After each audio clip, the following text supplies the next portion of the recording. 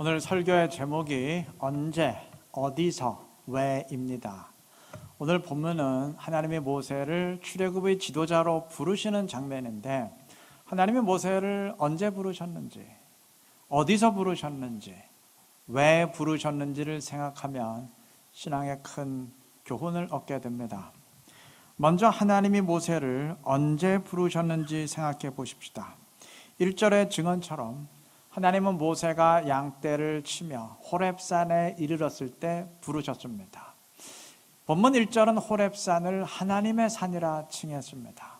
호렙산을 하나님의 산이라 한 것을 보니까 모세가 필시 어떤 영적이고 경건한 일을 하려고 그 산에 올랐는가 보다 생각하기 쉽지만 천만의 말씀이 아닙니다. 모세는 양을 치는 목동으로서 자신의 일을 위해, 즉 양떼를 먹이고 초원을 찾고 들짐승에게 공격받지 않도록 양들을 보호하는 일을 하다가 그 산에 올랐을 뿐입니다. 그 일은 그 어떤 경건한 의식과는 거리가 멉니다. 영적인 일이라기보다는 세상의 일이고 인간적인 일입니다. 그런데 그때 하나님은 모세를 찾으시고 부르셨습니다. 이 사실은 기독교 신앙의 중요한 특징을 암시합니다. 다른 이방의 종교는 모두 특별한 예식이나 종교 행위 가운데 신과 접촉합니다. 다시 말하면 그들이 생각한 어떤 경건하고 특별한 시간에 신을 만난다는 말입니다. 여호와 하나님은 다릅니다. 하나님은 특별한 시간, 거룩한 시간에만 그의 백성들을 만나시는 분이 아니에요. 그 어떤 영적인 의식의 순간에만 찾아오시는 분이 아닙니다. 그는 거룩하게 느껴지지 않는 시간, 영적이라 말하기 힘든 시간에도 우리를 찾으시고 부르십니다. 주님이 사도 바울을 언제 찾아오시고 부르셨습니까? 그가 성전에서 제사 드리는 그 시간에 주님 그를 찾아오셨습니까? 아니죠. 그가 설기등등해서 다메섹으로 향할 때 부르셨어요. 제자들의 경우는 어부로서 고기잡이하는 그 순간에 주님이 부르셨습니다. 레위 마태의 경우는 세관에 앉아 있을 때 부르셨습니다. 이들 모두 경건한 의식과는 전혀 상관이 없는 그 일상의 순간에 주님이 찾으시고 부르셨습니다. 물론 주님은 우리가 교회에서 특별한 예배 의식을 행할 때 임재하실 수 있습니다. 그러나 주님은 꼭 그러한 순간에만 우리를 찾아오시는 분이 아닙니다. 그는 내가 일상의 삶을 살아갈 때에도 일에 부대끼면서 정신없이 움직이고 살아가는 그 순간에도 나를 찾으시고 부르시는 주님이십니다. 그렇다면 우리는 그러한 주님을 만날 수 있어야 됩니다. 매일매일의 일상적인 삶의 순간에서도 주님의 함께하심을 확인할 수 있어야 됩니다. 그 순간에도 주님을 의식할 수 있어야 됩니다. 이러한 사람이 진정 살아있는 믿음을 지닌 그리스도인입니다.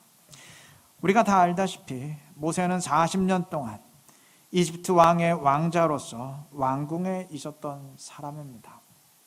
그때 모세에게는 노예 생활하는 이스라엘 민족에 대한 사명의식이 있었어요. 그 민족의 해방을 위해서 나서고 싶은 마음이 있었습니다. 히브리 사람을 학대하는 애굽 감독관을 때려 죽이고 그 히브리 사람을 구출했던 이유가 그 때문이에요. 근데 그때 하나님은 모세를 찾으시고 부르지 않았어요. 그때 출애굽이라는 거대한 사명을 맡기지 않았습니다. 대신 하나님은 그가 미디안 광야로 도망쳐서 목자 생활하며 80세 노인이 되었을 때 부르셨습니다. 오늘 본문의 내용입니다. 모세는 의아했을 겁니다. 아니, 내가 인생의 황금기에 있었을 때, 내가 나름대로 민족을 위해 나서려고 했을 때는 번쩍만척 하시더니 왜 지금 부르십니까? 허탈했을 겁니다. 우리도 의아합니다. 그런데 한 가지 우리가 꼭 명심할 사항이 있습니다. 모세는 자신이 하고 있는 그 일상적인 일의 순간에 하나님을 체험했어요. 근데 하나님은 꼭 그러한 사람에게 큰 일을 맡기십니다. 다윗도 평범한 목동의 일을 하는 순간에 하나님을 체험했고, 그러했기에 사자나 곰으로부터 양떼를 지킬 수 있었습니다. 하나님이 찾아오시고 함께 했으니까 그 소년이 사자를 찢어 죽일 수 있었지, 아니면 어떻게 그럴 수 있었겠습니까? 다윗은 평범한 일상의 순간에 하나님을 체험했고, 그러한 다윗에게 하나님은 이스라엘을 통치하는 큰 사명도 맡기셨습니다. 야곱도 그러하고 아브라함도 그러하고 제자들도 그러하고 모두 자신의 평범한 일상의 순간에 하나님의 찾아오심을 체험했고, 그리고 그들이 후에 큰 일도 감당하게 되었습니다. 이게 주님의 원리입니다. 주님이 사람을 사용하시는 원리입니다. 우리는 통이 큰 건지 허세끼가 있는 건지 하여간 큰 것을 좋아합니다. 우리나라 사람도 큰 거 좋아하죠. 그래서 일단 차도 커야 돼요. 커야 비싸고 좋은 차입니다. 유럽에 가보니까 소형차가 훨씬 더 비싼 경우도 있던데, 우리나라는 그게 생리에 안 맞아요. 일단 커야 있어 보이고 과시가 됩니다. 그렇지 않습니까? 그래서 다리 이름도 보면 항상 큰 대자를 집어넣어요. 한강대교, 원효대교, 성수대교, 다 큰 대자 들어가요. 말을 할 때도 그렇습니다. 역사의 도도한 흐름이라느니, 민족의 앞날이라니, 시대의 정신이라니, 거대 담론이 횡행합니다. 근데 이게 신앙적인 영역에서도 그래요. 입만 열면 한국교회 흐름이 어떻고, 민족의 복음화가 어떻고, 세계 선교 등등, 하여간 스케일이 거창합니다. 그런데 정말 하나님이 세계적으로 사용할 인물이 있다면 그 사람은 세계를 입에 올리는 사람이 아니에요. 세계를 가슴에 품은 사람이 아닙니다. 세계를 위해 기도하는 사람도 아닙니다. 자기가 맡은 한 사람 한 사람을 책임지고 목회하면서 그 순간에 하나님을 체험하고 하나님과 함께하는 사람입니다. 하나님이 정말 한국교회를 위해 사용할 인물이 있다면 그 사람은 한국교회를 입에 올리는 사람이 아니에요. 한국교회를 위해서 눈물 흘리는 사람도 아닙니다. 전도사라면 자기가 맡은 한 부서의 일을 책임지고 감당하면서 그 순간에 하나님의 찾아오심을 체험하는 사람이고, 목사라면 자기가 맡은 교구, 한 교구를 책임지고 목회하면서 그 일상의 순간에 주님의 찾아오시고 함께 하시고 인도하시고 도와주심을 체험하는 사람이에요. 하나님은 그러한 사람에게 민족적인 일도 맡기고 훗날 세계적인 사명도 맡기십니다. 자기가 맡은 일상적인 일에서 하나님을 체험하지 못하면서 자기가 맡은 한 사람 한 사람을 책임지는 일에도 하나님의 찾아오시고 도와주심을 체험하지 못하면서 한국교회를 가슴에 품었다느니, 중동이 나를 부른다느니, 세계를 품었다느니 전부 허풍이고 뻥입니다. 우리 주변엔 뻥쟁이들이 너무 많아요. 우리가 추구할 가치는 세계도 아니고 민족도 아닙니다. 제가 보기에 요즘 신학교들의 목표는 교육이 아니고 영업이요. 그래서 하여간 학생들을 부지기수로 뽑아대면서 세계 선교를 위해선 선교사 많이 필요하니까 목사 많이 만들어내야 된다고 세계 선교를 내세우고, 민족이 통일되면 북한 땅에 교회 많이 세워야 되니까 목사 많이 만들어내야 된다고 민족 통일을 내세우고, 하여간 스케일이 커요. 입만 열면 하여간 거대합니다. 그런데 제 생각으로는 신학교가 품어야 될 것은 민족도 아니고 세계도 아닙니다. 그 대신 한 사람 한 사람을 품어야 됩니다. 그 학교에 들어온 신학생 한 사람 한 사람을 정말 하나님을 체험하고 하나님이 찾아오시는 사람으로 만들어내는데 최선을 다하는 일이에요. 그러면 그들이 훗날 한국교회도 책임지고 세계 선교도 책임지는 그런 큰 인물들이 될 것입니다. 그게 아니면서 민족을 들먹이고 세계를 내세우는 시기라면 세계는 고사하고 동네에서도 통할 수 없는 그런 인물들만 쏟아낼 뿐입니다. 현실이 그렇습니다. 우리 교회가 추구해야 될 가치 역시 한국교회의 변화도 아니고 세계의 복음화도 아닙니다. 그거 입에 오르지 않아도 돼요. 그 대신 우리는 이 교회에 속한 한 사람 한 사람을 품어야 됩니다.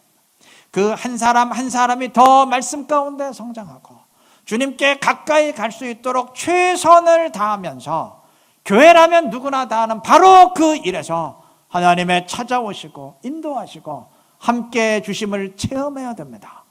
그럼 하나님이 결국 그것을 통해서 한국교회에도 보탬이 되게 하시고 세계 선교와 복음에도 합력하여 선이 이루어지도록 이끌어 가실 겁니다. 신앙은 과시적 이벤트가 아닙니다. 특별한 의식도 아닙니다.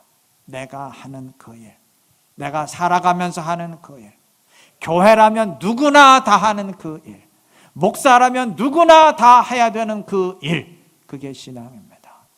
거기서 하나님을 찾고 하나님과 함께하고 하나님의 인도하심과 이끌어주심을 체험하는 것, 그게 진짜 신앙이고 그러한 사람이 그리스도인이고 그러한 교회가 진짜 교회입니다. 이러한 사람 되시고 이러한 교회를 만들어갈 수 있는 우리 모두가 되시기를 바랍니다. 다음에 주님이 어디에서 모세를 부르셨는지 보십시다. 하나님은 호렙산에서 모세를 부르셨습니다. 본문 1절은 호렙산을 하나님의 산으로 칭했지만 호렙산 자체는 다른 산들과 하등 다를 바가 없는 평범한 산입니다. 그동안 수많은 사람들이 또 수많은 목자들이 모세처럼 양떼를 이끌고 오고 가고 했던 산입니다. 근데 왜 성경은 그곳을 하나님의 산이라 불렀을까요? 하나님이 거기에 임재하셨기 때문입니다. 하나님이 그곳에서 모세를 만나셨기 때문입니다. 다시 말하면 호렙산 자체가 영적인 장소이기에 하나님의 산이라 칭한 것이 아니고 호렙산 자체가 영적인 장소이기에 하나님이 그곳에 임재하신 것이 아니고 하나님이 그곳에 임재하셨기에 그곳이 하나님의 산이라 불리게 된 것입니다. 5절의 증언 역시 마찬가지입니다. 하나님은 모세에게 말씀하십니다. 네가 선 곳은 거룩한 땅이니 네 발에서 신을 벗으라.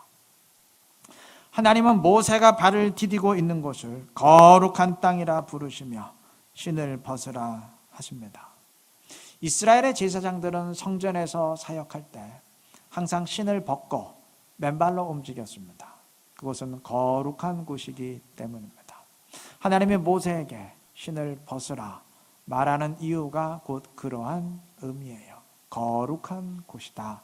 그러한 의미입니다. 자, 그러면 모세가 서 있는 그 땅 자체가 무슨 영적인 땅이기에 거룩한 것입니까? 아니에요. 그 땅 자체는 다른 땅들과 하등 다를 바 없지만 그곳에 하나님이 찾아오셨기에 거기 하나님이 임재하셨기에 거룩한 땅, 신을 벗어야 하는 땅이 된 것입니다. 여러분, 하나님을 찾고 하나님을 만나기 위해 필요한 것은 거룩한 땅도 아니고 거룩한 장소도 아닙니다. 하나님은 거룩한 곳 자체를 필요로 하지 않아요. 왜냐하면 세상 그 어느 곳이든 하나님이 찾아오시고 하나님이 함께 하시고 하나님이 임재하면 그곳이 거룩한 곳이 되기 때문입니다. 중요한 원리입니다. 호렙의 뜻이 뭔지 아십니까? 폐허입니다. 즉 호렙산은 문자적으로 폐허의 산이에요. 하나님은 그 산에서 떨기나무 가운데 임재하셨는데 떨기나무는 히브리어로 스데입니다. 그런데 이 스데라는 단어의 뜻은 보잘것없는 것입니다. 떨기나무가 스데, 즉 보잘것없는 것인 이유는 나무 자체가 빈약하기에 그늘을 드리워서 사람들을 품을 수도 없고 또 빈약하다 보니까 목재로도 사용할 수 없기 때문입니다. 그런데 하나님은 호렙산의 떨기나무에 임재하셨습니다. 즉 폐허의 산에 보잘것없는 곳에 임재하셨어요. 폐허가 된 것도 보잘것없는 곳도 얼마든지 거룩한 곳이 될 수 있다는 의미입니다. 자, 그렇다면 우리가 할 일은 거룩한 곳을 찾는 것이 아니고 내가 숨쉬고 살아가는 그곳에, 내가 살아가는 그 삶의 현장을 거룩한 곳으로 만드는 일입니다. 방법은 간단해요. 내가 서 있는 그곳에, 거기에서 하나님을 찾고 하나님과 함께하면 됩니다. 그러면 폐허가 된 것도 쓸모없는 것도 거룩한 곳이 됩니다. 이것은 장소만 그런 것이 아니고 사람도 그렇습니다. 버려진 사람도 주님이 찾아오시면 거룩한 사람이 되고, 쓸모없는 사람도 주님과 함께하면 거룩한 사람이 됩니다. 유대 랍비들이 성경을 해석한 미드라시라는 것이 있어요. 그에 의하면 랍비들은 본문의 떨기나무를 이스라엘로 해석했습니다. 지금 이스라엘의 상태가 어떻습니까? 이집트의 노예입니다. 그런데 이 노예에게 무슨 주권이 있습니까? 권리가 있습니까? 아무것도 없죠. 게다가 이들은 노예가 된 것도 서러운데 엎친 데 덮친 격으로 극심한 박해를 통해서 이들의 인구를 억제하고 줄이려는 그 애굽의 핍박까지 받고 있어요. 그리고 세상 모든 민족 가운데 가장 비참한 상태에 있는 민족이 곧 이스라엘입니다. 그러한 면에서 보잘것없음을 의미하는 떨기나무는 이스라엘을 상징합니다. 그런데 이 떨기나무 가운데 하나님이 꺼지지 않는 불로 임재하셨습니다. 보잘것없는 상태에 있는 이스라엘에 하나님이 찾아오시고 이들 가운데 함께 하셨습니다. 이들이 거룩한 민족이 된 이유입니다. 이들이 대단해서가 아니에요. 이들은 보잘것없는 상태에 있었지만 하나님이 이들을 찾아오시고 함께 하셨기 때문입니다. 하나님이 임재하시자 떨기나무는 타면서도 재가 되지 않았습니다. 불이 붙었으면 당연히 타서 재가 되어야 되는데 이 떨기나무는 그렇지 않았습니다. 인구를 줄이려는 애굽의 극심한 학대에도 불구하고 소멸하지 않도록 하나님이 붙들고 있는 이스라엘을 상징합니다. 여러분, 세상에서 가장 비참한 상태에 있는 사람들도 하나님이 찾아오시면 거룩한 민족이 됩니다. 보잘것없는 사람도, 죄악된 삶에 얼룩진 사람도 주님이 찾아오시면 거룩한 사람이 됩니다. 그런데 여러분, 이것은 뒤집어 말해도 정확한 사실입니다.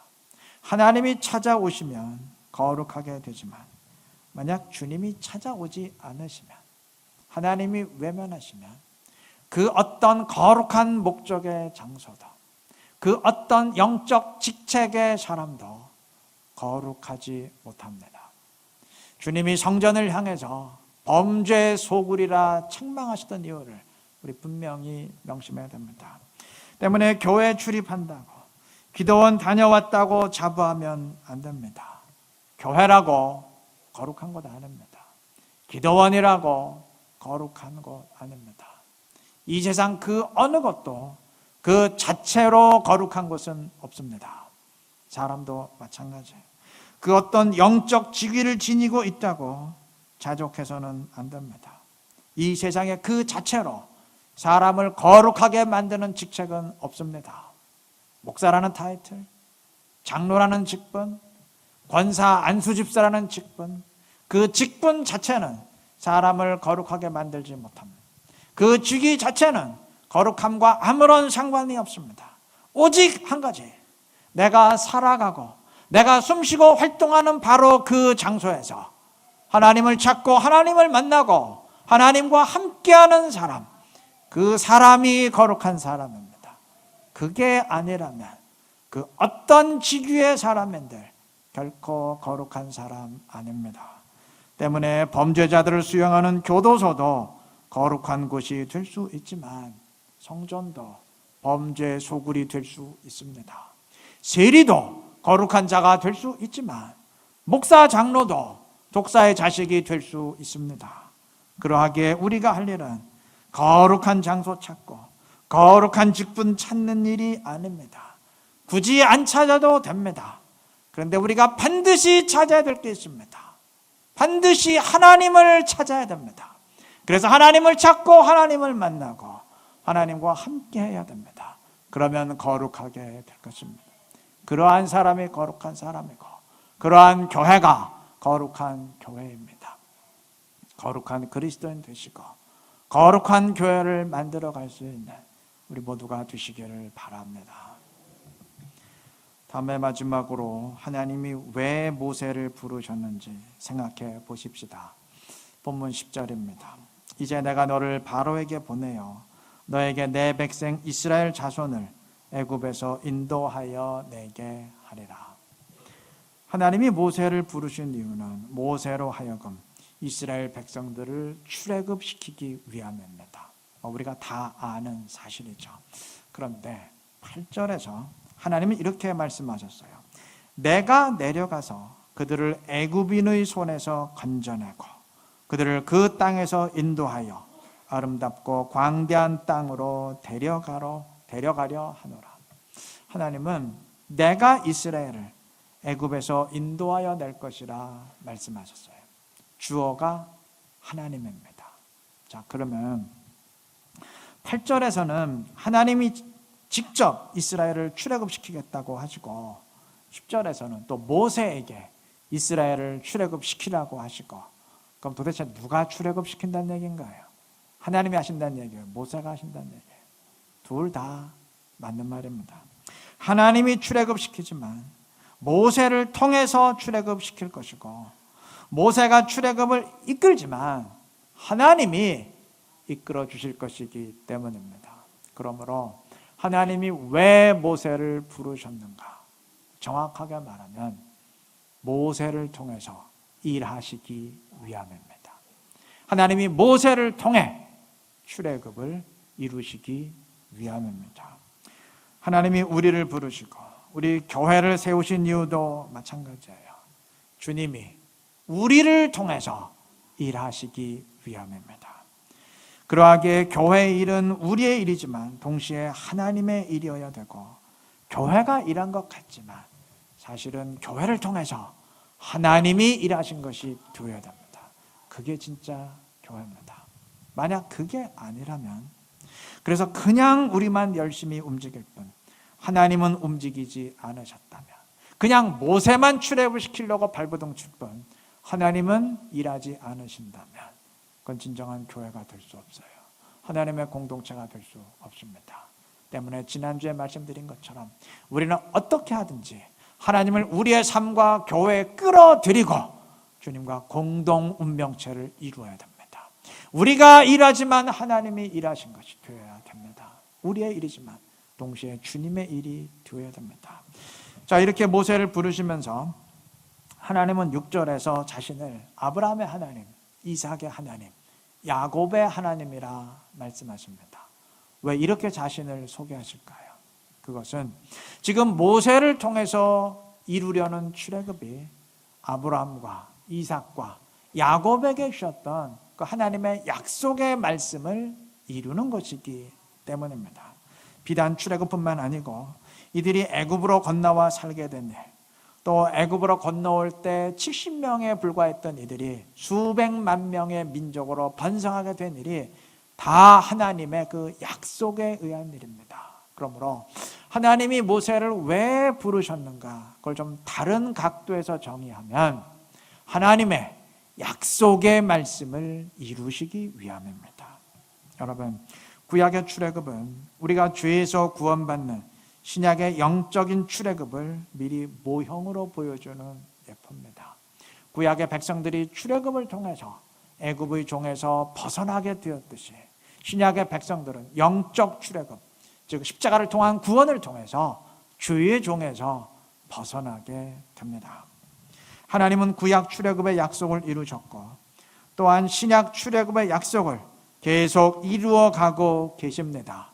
단 구약 출애굽을 위해서 모세를 부르시고 모세를 통해 일하셨듯이 신약의 영적 출애굽, 구원을 위해서 역시 우리를 부르시고 우리 교회를 부르시고 우리를 통해서 일하십니다.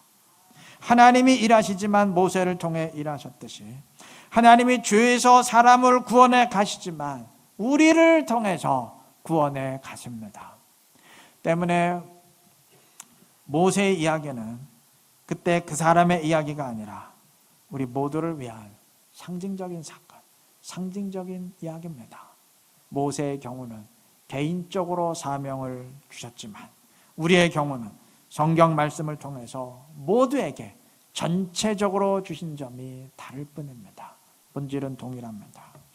하나님은 약속의 말씀을 주신 분이시고 그 말씀을 이루어 가시는 분입니다. 단 모세를 통해 출애굽을 이루듯이 하나님은 그의 사람들을 통해서 항상 주님의 일을 이루어 가십니다. 우리 교회 이름이 이루는 교회입니다.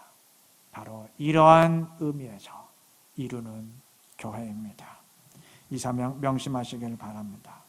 그래서 하나님의 부르심에 응답하며 주님의 일을 함께 이루어갈 수 있는 진정한 의미에서의 이루는 교회를 만들어가는 우리 모두가 되시기를 그리스도의 이름으로 축원합니다.